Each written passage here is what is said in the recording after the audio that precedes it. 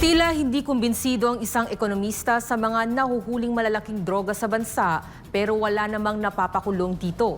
Tunghayan natin ang masasabi ng nasabing ekonomista sa usaping ito mula sa report ni Paul Montibon. Isang buwan bago ang nakatakdang State of the Nation address ni Pangulong Marcos Jr., sunod-sunod ang pagkakakumpiska ng malalaking halaga ng iligal na droga na karamihan, shabu. Kung susumahin, aabot na sa mahigit na 10 bilyong piso ang kabuong halaga ng mga nasamsam. Sa kabila ng malalaking huli, walang nababanggit na malalaking pangalan, kaya naman hindi maiwasang questionin ng ilang eksperto ang tunay na layunin ng operasyon. Ayon kay Professor Astro Del Castillo, isang ekonomista, kapansin-pansin ang kawalan ng mga big fish sa likod ng mga drogang nasasabat. Madaming ang nahuhuli, but wala tayong masyadong nakikita na yung mga masterminds, yung mga drug lords, no? Yung mga talagang promotor na itong mga masasamang produkto sa ating komunidad, no? Sana mas madami rin mahuli na gano'n, no? Hindi lang panay drugs lang at mga small-time operators yung nahuhuli.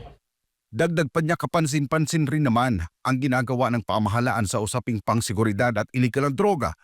Pero We have to trust the government data. Pero kung i-drawing mo nga dahil napakalaki ng volume na pumapasok dito at mga nahuhuli, no? At hindi natin nakikita yung mga nahuhuli na malalaki na promotor, no, ng mga drug lord, it puts to question na what's in store for the next few months, no? Tuloy-tuloy pa rin yan kasi pag hindi nahuli yung mga yung mga talagang promotor niyan, no? At pag may gumamit, mare-reverse na yung trend doon sa peace and order na yan. Ganyan ang mangyayari. at kung magpapatuloy ang pagkalat ng mga iligal na droga, babala ni Del Castillo, posible itong makaapekto sa ekonomiya ng bansa.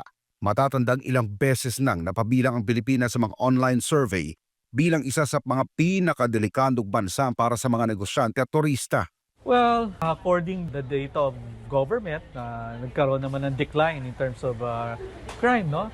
However, isa lang rin naman ang peace and order sa kinukonsidera talaga ng investors, no? Be it foreign or local. Totoo, madami tayong naririnig na pagtaas ng krimen. Ito rin ay kinukonsider ng karamihan talaga.